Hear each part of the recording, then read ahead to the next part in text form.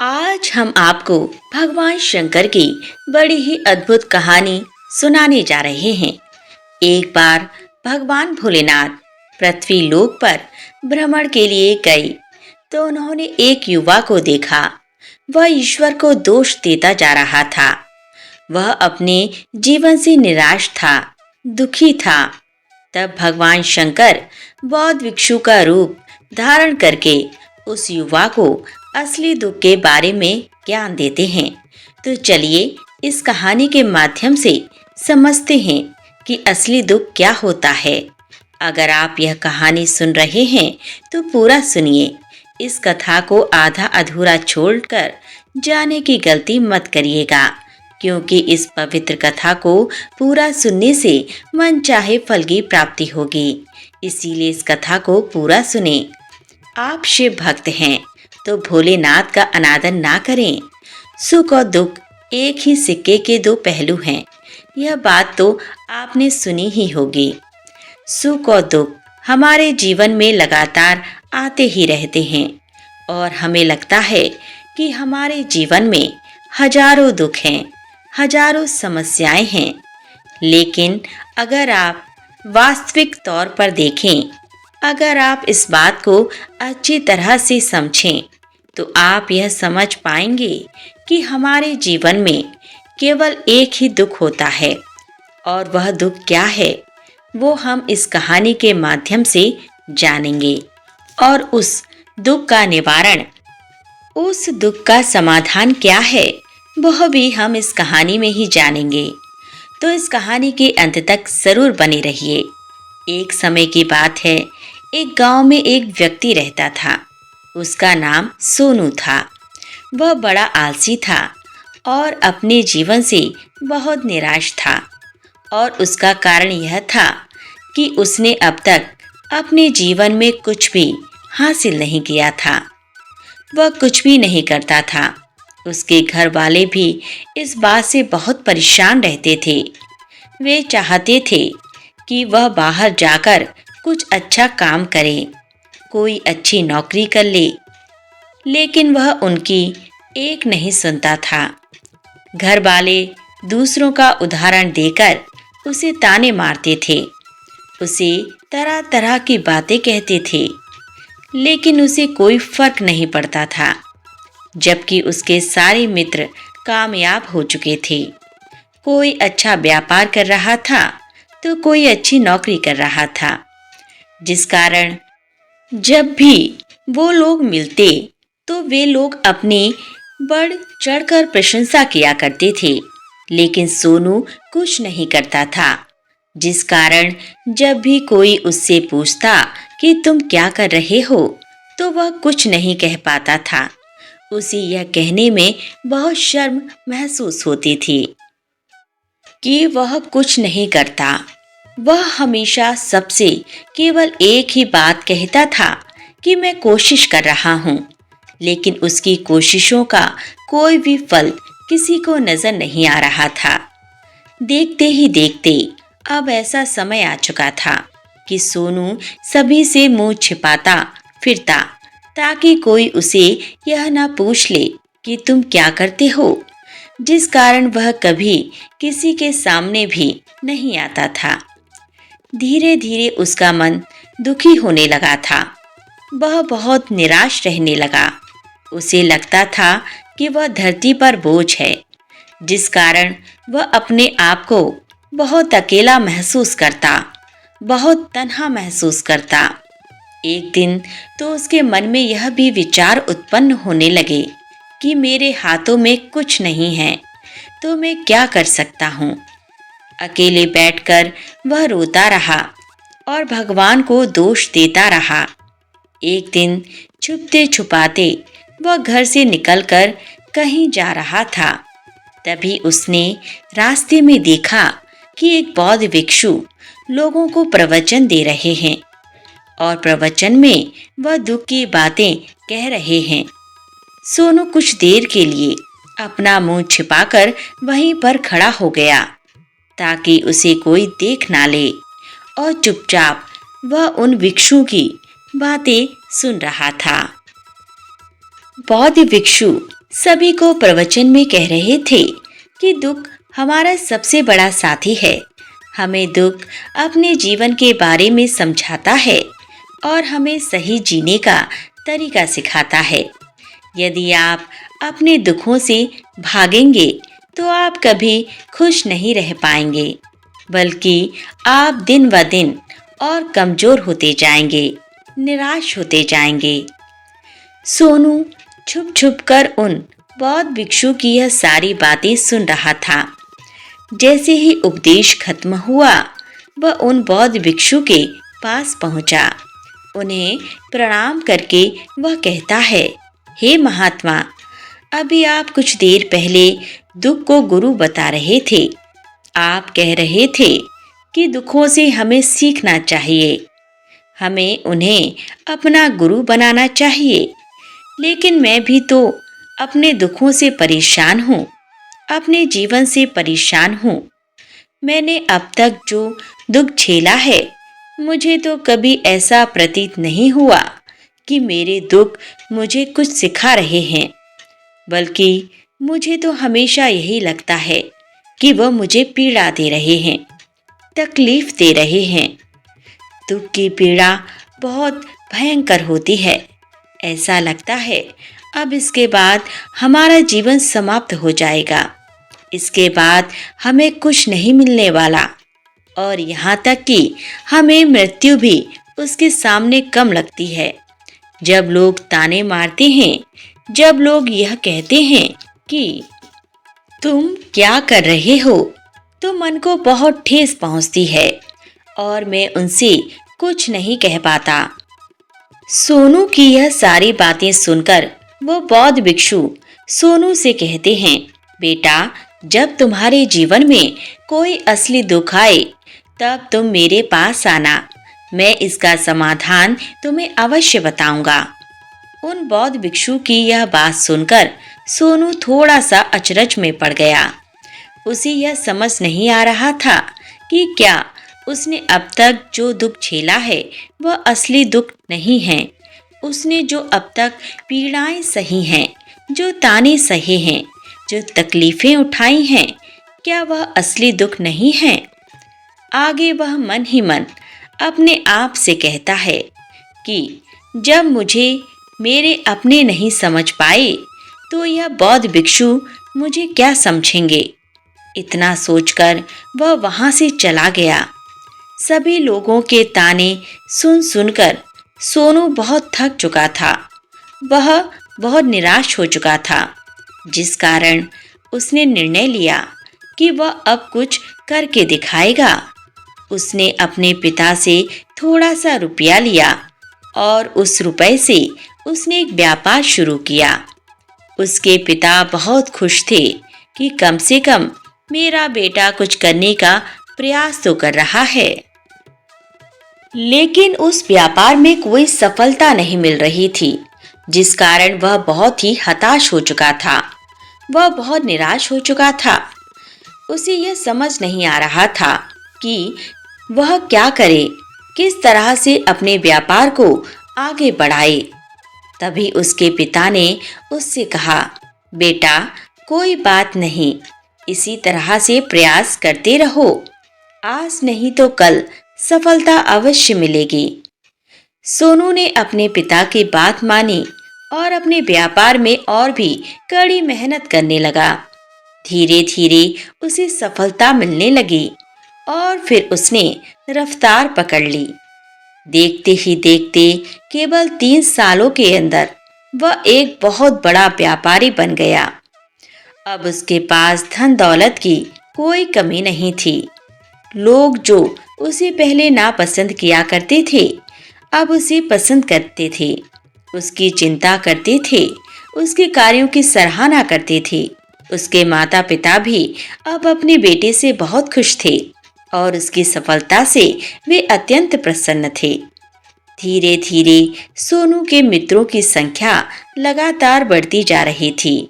सोनू के कुछ मित्रों ने उसे यह भी सलाह दी कि उसे अपना व्यापार और तेजी से बढ़ाना चाहिए, उसे और फैलाना चाहिए।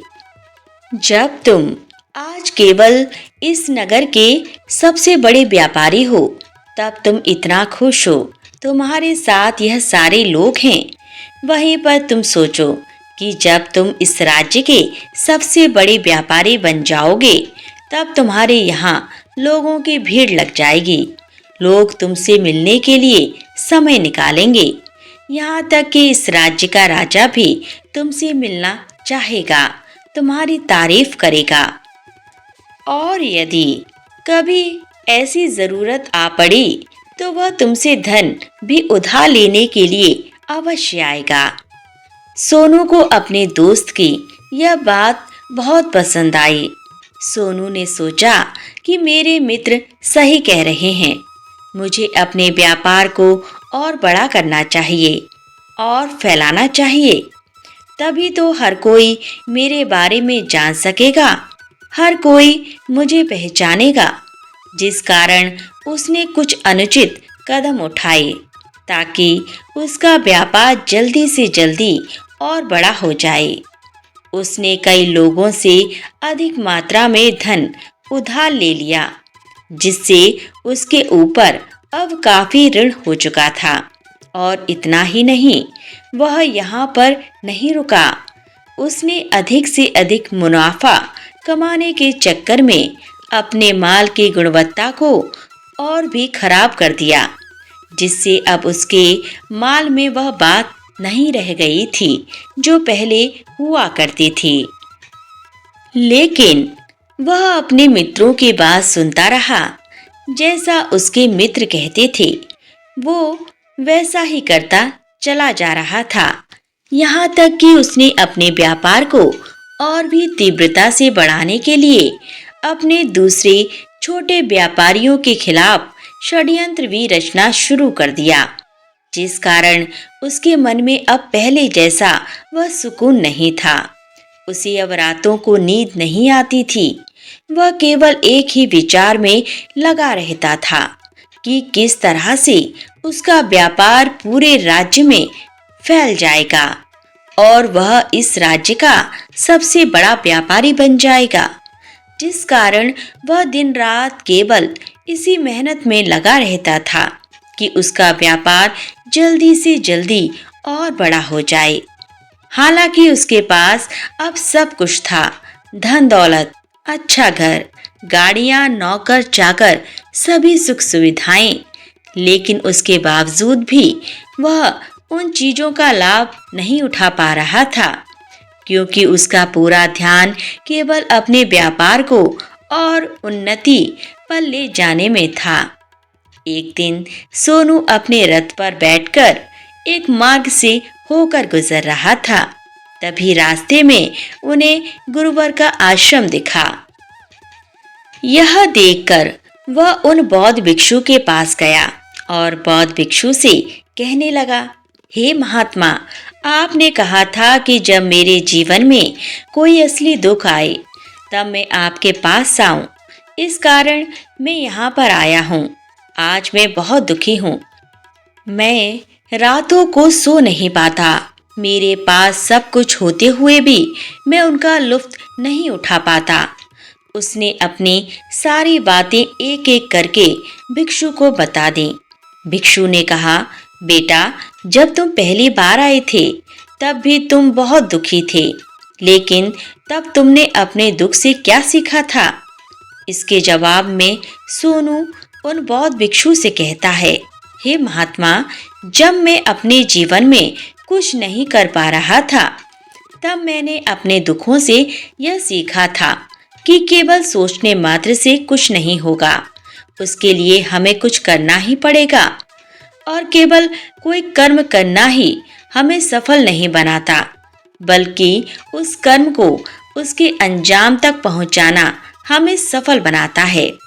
फिर चाहे रास्ता कैसा भी हो, फिर चाहे परिस्थितियां कैसी भी क्यों ना हो, फिर चाहे कितनी ही बाधाएं आपके रास्ते में क्यों ना आ जाएं, चाहे ऐसा क्यों ना लगने लगे कि अब आपके जीवन में कुछ नहीं बचा और आप कुछ नहीं कर सकते, तब भी हौसला बनाए रखो, उम्मीद ना छोड़ो और अपने कार्य पर डटे रहो।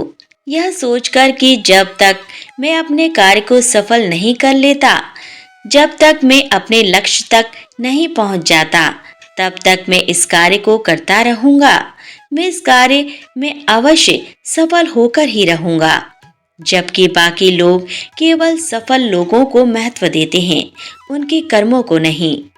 सोनू की यह सारी बातें सुनकर वह बहुत भिक्षु मुस्कुराने लगे और सोनू से कहते हैं, बेटा, जब तुम्हारे जीवन में असली दुख आए तब तुम मेरे पास आना, मैं तुम्हारी समस्या का समाधान अवश्य करूंगा।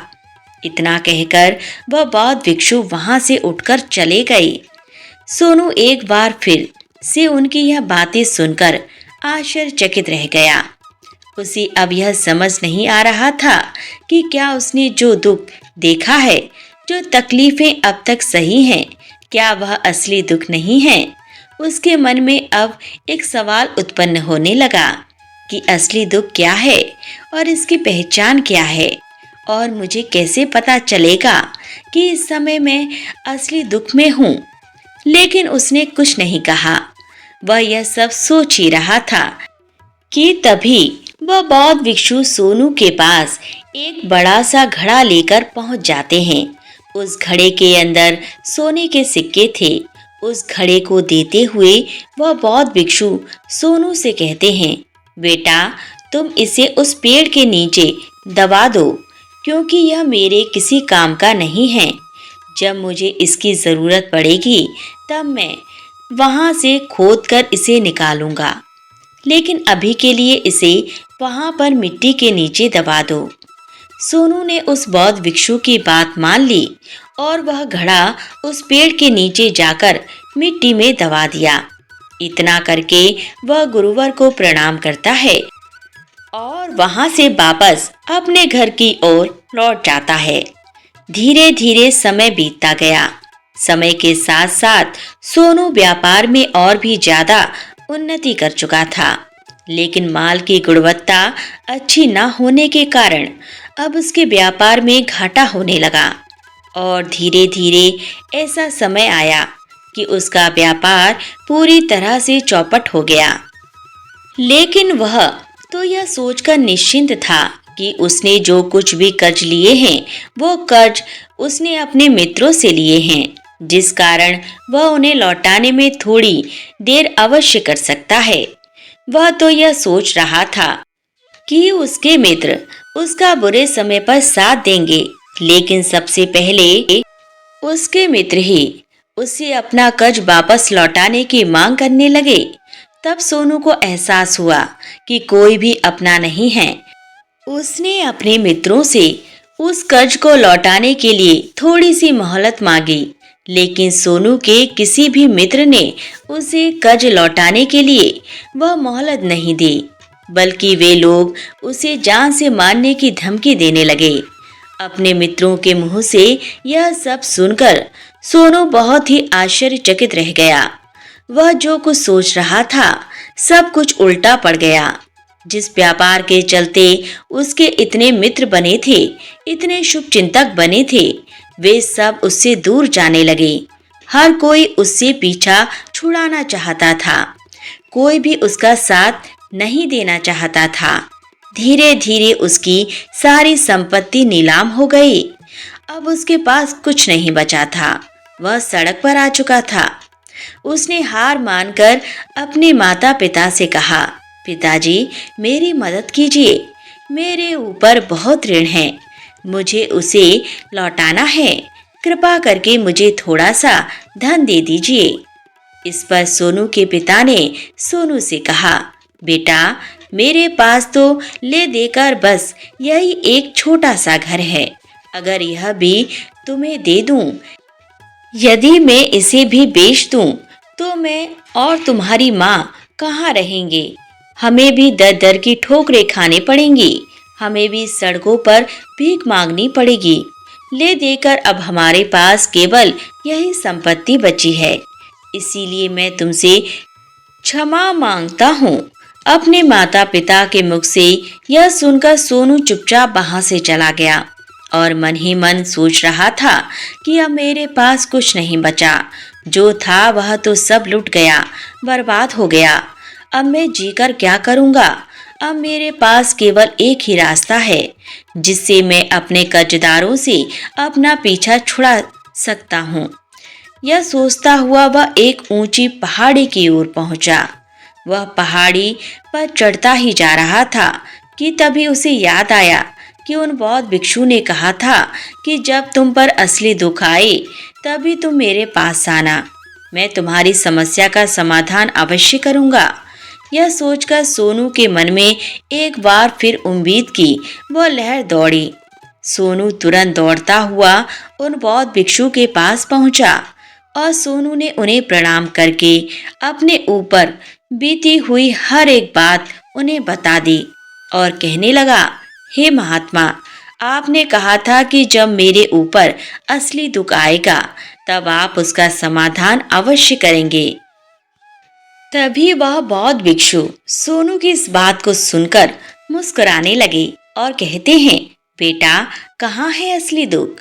जब तुम्हारे जीवन में असली दुख आएगा तो मैं उसका समाधान अवश्य करूंगा।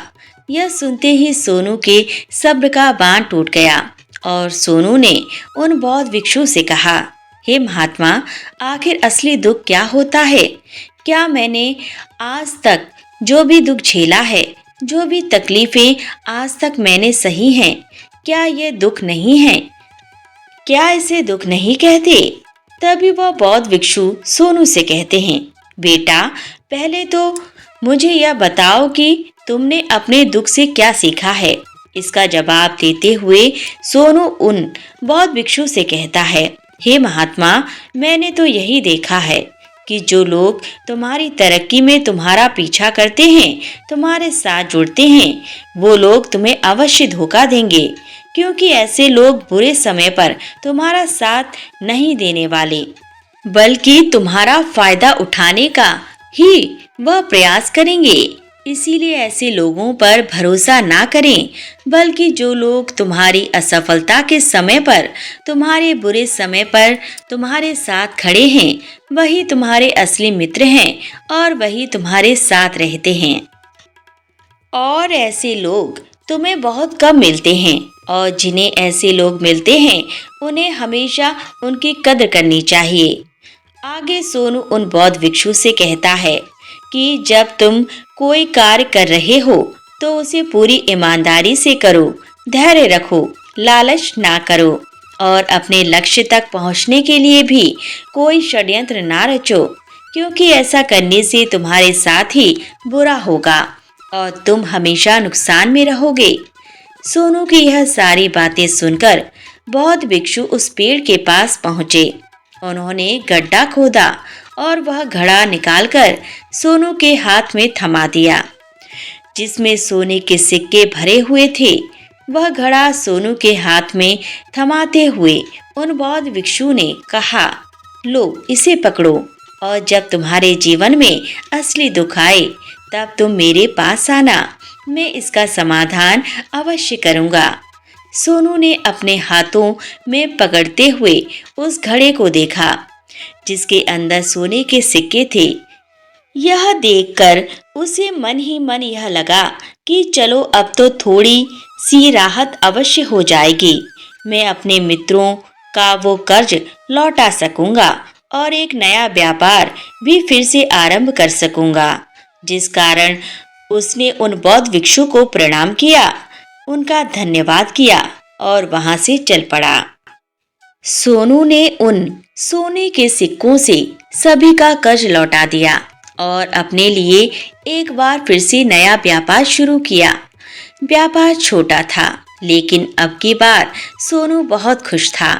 उसने पूरी ईमानदारी, मेहनत और लगन के साथ अपने व्यापार पर काम किया और देखते ही देखते एक बार फिर से वह एक बड़ा व्यापारी बन गया। लेकिन अब की बार वह बहुत खुश था, क्योंकि इस बार उसने कोई लालच नहीं किया और ना ही किसी के लिए षड्यंत्र रचा, बल्कि उसने पूरी ईमानदारी और मेहनत के साथ अपने व्यापार पर काम किया।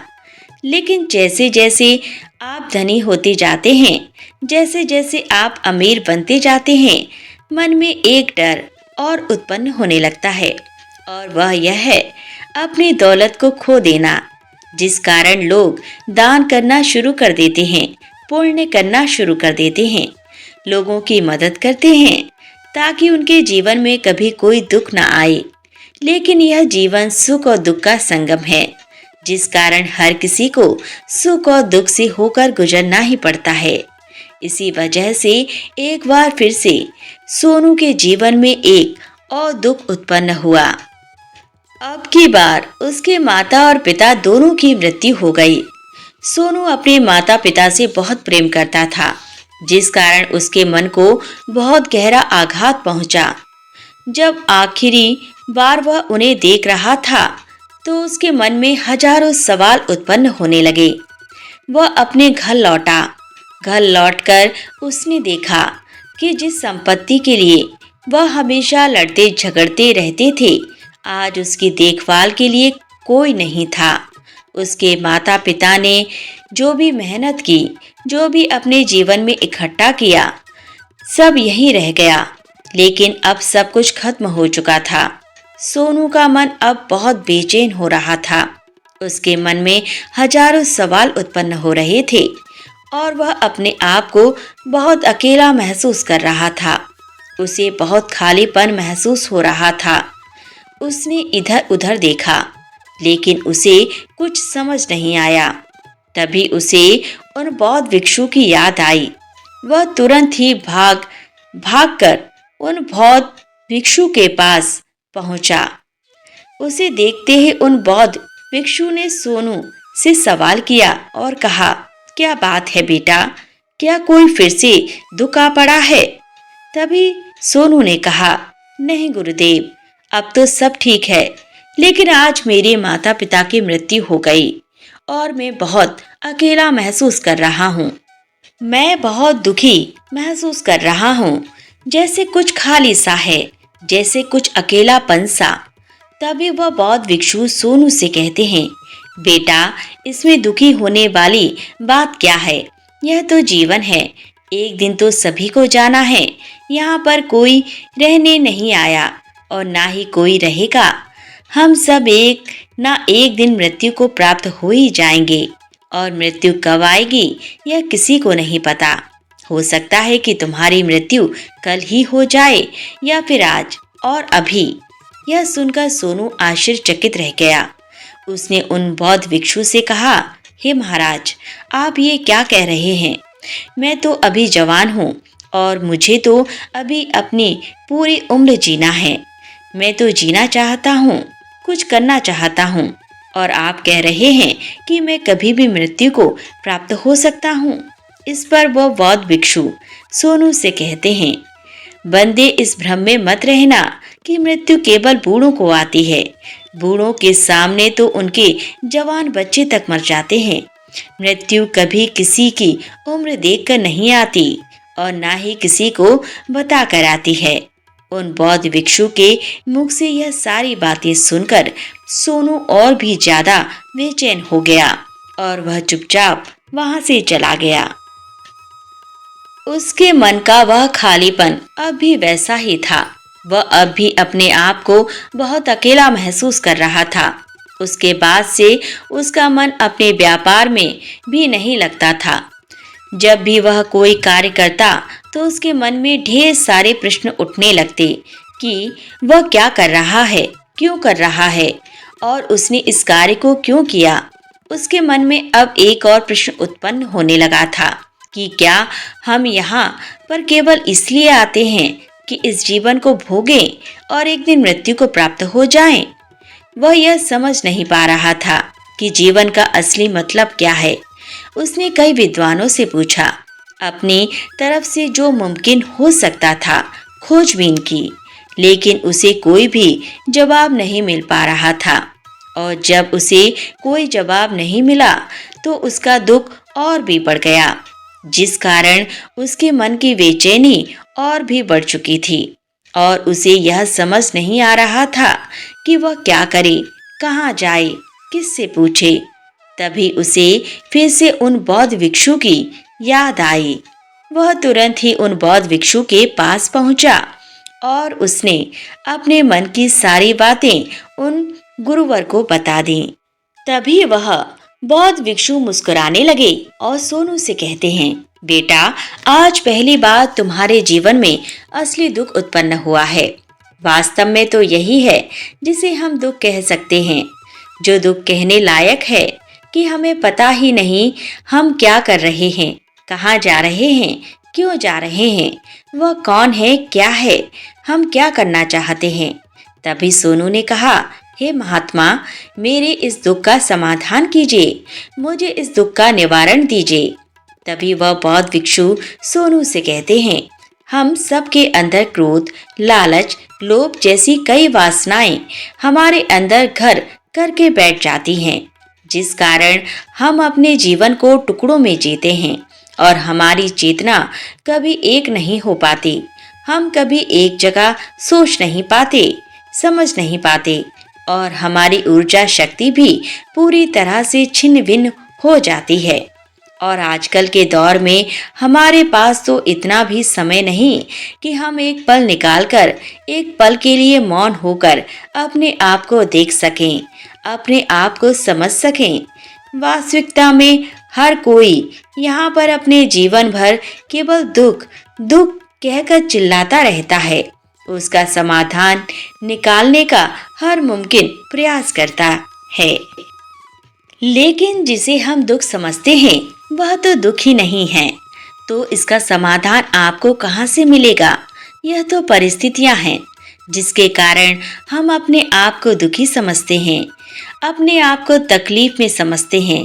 जैसे हम एक स्थिति से निकलते हैं, हम किसी दूसरी स्थिति में फंस कर रह जाते हैं। जिस प्रकार हम पहली समस्या का सामना करते हैं, उसी प्रकार हम दूसरी समस्या का भी सामना करते रह जाते हैं।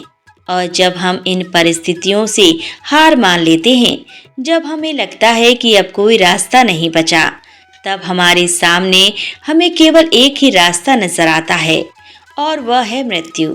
लेकिन यह कोई समाधान नहीं है, यह कोई रास्ता नहीं है। इसीलिए यदि आप सचमुच अपनी समस्याओं का समाधान चाहते हैं, तो अपने आप को इकट्ठा करना सीखें। अपनी ऊर्जा को इस संसार से वापस खींचिए, उसे एक करिए और अपने ऊपर ध्यान लगाइए।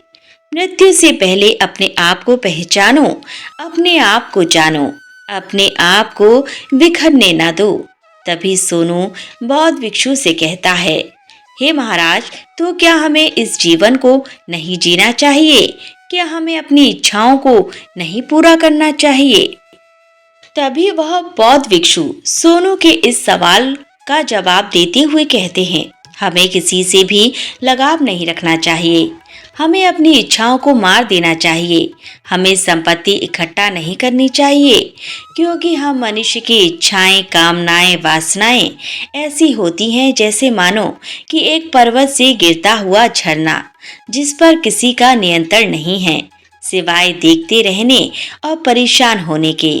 लेकिन जब तुम अपने ऊपर ध्यान देने लगते हो, तब तुम अपने आप को पहचान जाते हो, समझ जाते हो, तब तुम इस पर नियंत्रण पा सकते हो। तब इच्छाएं भी तुम्हारे वश में होती हैं और फिर तुम चाहो तो उन इच्छाओं की पूर्ति भी अवश्य कर सकते हो। गुरुदेव की यह सारी बातें सुनकर सोनू ने गुरुदेव से कहा, हे महाराज, आपका बहुत बहुत धन्यवाद। आपने मेरी सबसे बड़ी समस्या का समाधान आज कर दिया। मैं आज से अपने आप को एकत्रित करूंगा। गुरुदेव, मानव शरीर में बहुत ऊर्जा है, बहुत शक्ति है, पर वह बेकार के कामों में लग जाती है, जिस कारण हमारा जीवन भी बेकार की चीजों में लगा रहता है। लेकिन हम कभी भी इस पर अपना ध्यान नहीं देते, हम कभी भी अपनी ऊर्जा को केंद्रित नहीं करते, अपने ऊपर कभी ध्यान नहीं देते। हमारा जीवन भी कुछ ऐसा ही है। हम अपने जीवन में हमेशा अपने आप से, ऊपर वालों से सवाल करते रहते हैं कि हमारे जीवन में इतना दुख क्यों है। हम सभी के मन में यह सवाल तो अवश्य ही उठता है और इसका जवाब है कि वह ईश्वर यह चाहता है कि हम अपने जीवन के अंतिम दुख तक पहुंच सकें, उस गहराई तक पहुंच सके जहां पर हमें यह पता चल सके कि हमने अभी तक अपने आप को नहीं जाना, अपने आप को नहीं पहचाना। मानव शरीर के अंदर जो ऊर्जा है, जो शक्ति है, उसके बारे में हम अभी तक नहीं जानते। हम अपने आप को चाहें तो एकत्रित कर सकते हैं, अपने आप पर नियंत्रण पा सकते हैं, लेकिन हम अपनी इस ऊर्जा का व्यर्थ उपयोग करते रहते हैं, व्यर्थ की चीजों में लगा देते हैं, जिस कारण हम अपने आप को कभी नहीं पहचान पाते और ना ही कभी अपने आप पर नियंत्रण पा सकते हैं। लेकिन यदि आप अपने आप को जानना चाहते हैं, अपने आप को पहचानना चाहते हैं, तो पहले आपको खुद को एकत्रित करना होगा, अर्थात ध्यान लगाना होगा। ध्यान से ही आप अपने दुखों की उन समस्याओं का समाधान निकाल सकते हैं और तभी आप अपने आप को पहचान सकते हैं, जान सकते हैं और अपने जीवन के हर दुखों का समाधान भी कर सकते हैं। इस वीडियो को बोलते समय कोई त्रुटि हुई हो तो मैं क्षमा चाहती हूँ। उम्मीद है आप सभी को यह वीडियो अच्छी लगी होगी। अगर आप शिव के सच्चे भक्त हैं तो चैनल को सब्सक्राइब और वीडियो को लाइक करके कमेंट में हर हर महादेव लिख दीजिए।